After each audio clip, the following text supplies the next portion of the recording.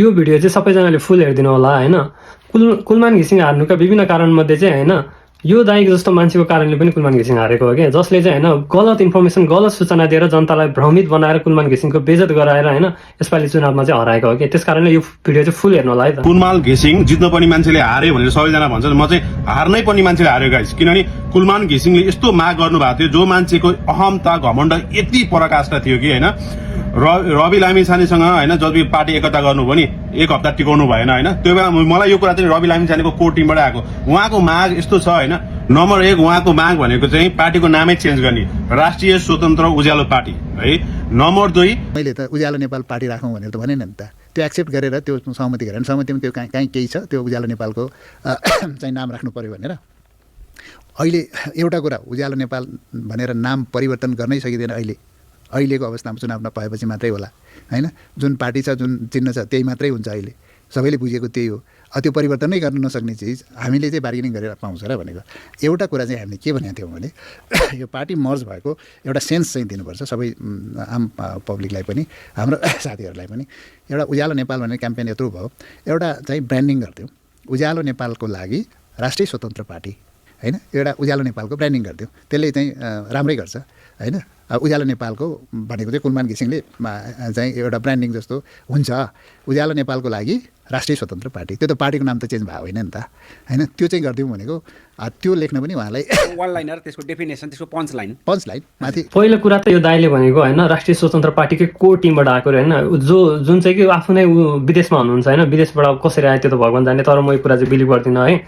अब उहाँ दाइले भनेको हैन पार्टीको नेम चाहिँ चेन्ज गर्ने भनेर राष्ट्रिय स्वतन्त्र उज्यालो पार्टी, यो कुरा चाहिँ हैन बिल्कुल झुट हो क्या।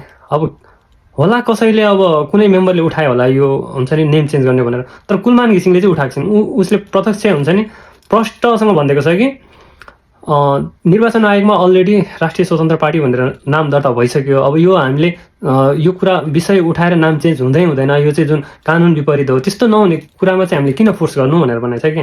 बरु सकिन्छ भने चाहिँ उज्यालो नेपालको लागि राष्ट्रिय स्वतन्त्र पार्टी भन्ने एउटा सानो नारा चाहिँ जुन त्यो झन्डाहरू हैन लोगोहरूमा चाहिँ राखौँ भनेर प्रस्ताव गरेको। यो विषय चाहिँ त्यस्तो हैन ठुलो इस्यु गर्नुपर्ने त्यस्तो हुन्छ नि माहौल खडा गर्नुपर्ने विषय हो जस्तो चाहिँ लाग्दैन। किन भन्दाखेरि हाम्रो देश नेपाल भनेको चाहिँ अब जस्तो सानो उदाहरण दिन्छु, हाम्रो देश नेपाल भनेको चाहिँ जहाँ इक्जाम्पलको लागि एउटा प्रमिला र अनिस भन्ने दुईटा बुढाबुढी केटाकेटी बिहे गरेर उनीहरूको एउटा छोरा जन्म्यो भने त्यो छोराको नाम चाहिँ हैन बुढीको प्रमिलाबाट बुढाको अनिसबाट निस जोडेर नयाँ छोराको नाम प्रनिस राख्ने जुन चलन छ नि हाम्रो देशमा, त्यस्तो चलन भएको देशमा हैन एउटा सानो नारा राख्नु यो चाहिँ ठुलो इस्यु हो जस्तो चाहिँ लाग्दैन कि। यो चाहिँ जुन यो दाइले सरासरी गलत भन्नुभएको छ है त। त्यही भएर म चाहिँ नेपालीहरूलाई यो कुरालाई ठुलो इस्यु चाहिँ बनाएर नलिनु भन्न चाहन्छु। यो जुन हुँदा पनि होइन कि ठुलो इस्यु। नम्बर 2 उहाँले यो भन्नुभयो कि समानुपातिकमा 1 देखि 15 नम्बरका उहाँको मान्छे हुनु पर्यो भन्नुभयो। किन? उहाँलाई उहाँको अनुहार हेरेरै 30 लाख भन्दा बढी मत आउँछ अरे है उहाँको कुरा। अनि अर्को कुरा रह्यो होइन समानुपातिकमा चाहिँ 1 देखि 15 नम्बरमा उज्यालो नेपाल कुलमानकै मान्छे 1 देखि 15 नम्बरसम्म हुनु पर्यो भनेर यो कुरा पनि सरासर गलत हो कि। कति धेरै गलत हुन्छ नि आक्षेप लगाएर जनतामा चाहिँ भ्रम छन सक्यो कि हैन। कुलमानबाटै सुनौँ क्या हामी। पहिलो दिनको समानुपातिक भन्नुभन्दा अगाडि पनि हामीले समानुपातिकमा 30% चाहिँ उज्यालो नेपाललाई दिने भन्ने थियो। पछि त्यो उहाँले एग्रिमेन्ट गरेर आइसकेपछि त्यो 30% त कहाँ पुग्यो त्यो चाहिँ 18 जना भन्नुभयो। त्यो दिनलाई 18 जनामा पनि 110 मा 18 भन्ने कति पर्सेन्ट भयो 15% जति भयो होला। ल ठिकै छ भन्नुहोस् 18 जना पऱ्यो भने पर्ने गरेर भन्नुहोस् न 10-12 जना पऱ्यो भने ठिकै होला भन्ने अन्डरस्ट्यान्डिङ गरेको। भर्ने बेलामा 1 जना पर्ने गरेर भन्नुभएको रहेछ हैन। अरू जति भोलिपल्ट हेर्दै त हुन त सच्याउन सकिन्छ भनेर भन्नुभयो। अब सच्याउन पनि पछिसम्म हिजो अस्तिसम्म पनि त्यो क्लियर भएको थिएन। त्यो टेक्निकल विषयलाई म त्यति उ गर्दिनँ। अब उहाँले भन्नुभएको छ हैन 1 नम्बरमा 1 जनाको मात्रै नाम राखेको रहेछ अरे, अनि बाँकी भनेको चाहिँ पछाडि राखेको रहेछ अरे हैन। त्यो 1 जनाको भन्दाखेरि चाहिँ रिमा विश्वकर्मा हो है। किनभने उहाँले चाहिँ पहिला त्यो नेपाल कमेडियन च्याम्पियनमा होस्ट गरेर आउनु भएको थियो।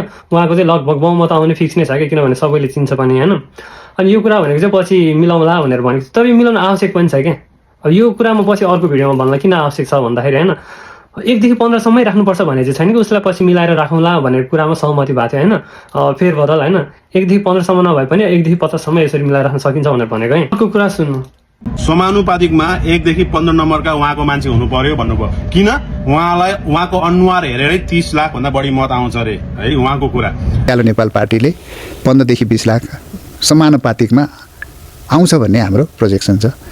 त्यो पार्टीलाई समानुपातिकबाट वञ्चित गराएको छ।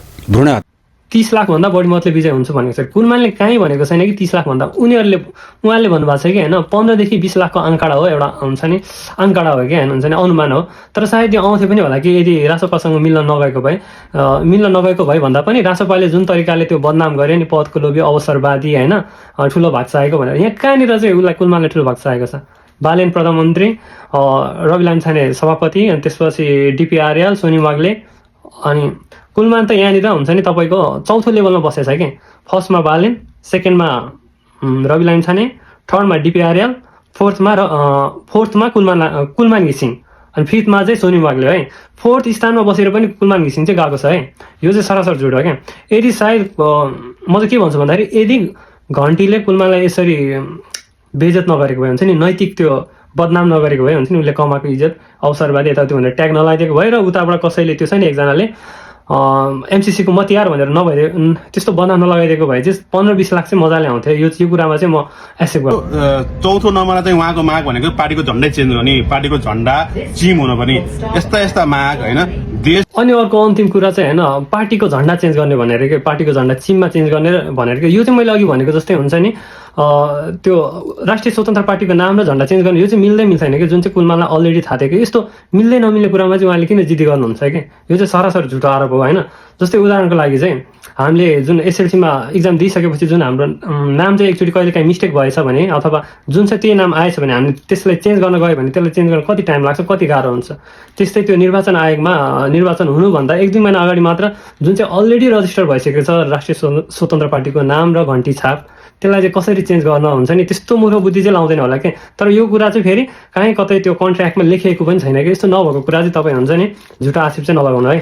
अनि मेरो अन्तिममा एउटा प्रश्न के छ भन्दाखेरि, यदि कुलमान र बालेन मिलेको भए होइन, अनि त्यसपछि त्यसै गरी जसरी चाहिँ उज्यालो नेपाल घन्टीमा मिसिन गयो, ठ्याक्कै त्यसको विपरीत घन्टी पार्टी चाहिँ होइन कुलमान र बालेन भएको ठाउँमा घन्टी पार्टी चाहिँ यता उज्यालोमा मिसिन आएको भए, उज्यालो पार्टीले चाहिँ घन्टी पार्टीलाई 18 सिट समानुपातिक, ल 18को ठाउँमा 20 दियो अरे, 20 सिट समानुपातिक, अनि त्यो समानुपातिकको लिस्ट पनि एकजना मात्रै अगाडि राखेर बाँकीलाई पछाडि राखेको भए रवि लामिछानेले त्यो कुरालाई एक्सेप्ट गर्थ्यो, मान्थेन नि। अनि अर्को कुरा, जसरी कुलमानलाई चाहिँ घन्टीमा होइन चौथो स्थानमा राखेर उपसभापतिको पदमा चौथो स्थानमा राखेर कुलमानलाई बोलाएको थियो, सेम त्यसै गरी यदि उज्यालो नेपाल पार्टी र बालेनले चाहिँ होइन रविलाई चौथो स्थानमा राखेर उपसभापतिको पदमा रविलाई बोलाएको भए रविले के मान्थ्यो होला? यो त सरासर त्यो बालेनको टाउको राखेर चलेको पार्टी हो क्या घन्टी पार्टी। बालेनकै लागि भनेर मात्रै जनताले भोट दिएको हो है, नत्र त रवि लामिछानेको मुख हेरेर चाहिँ कसैले घन्टीलाई होइन भोट दिन्थेन क्या।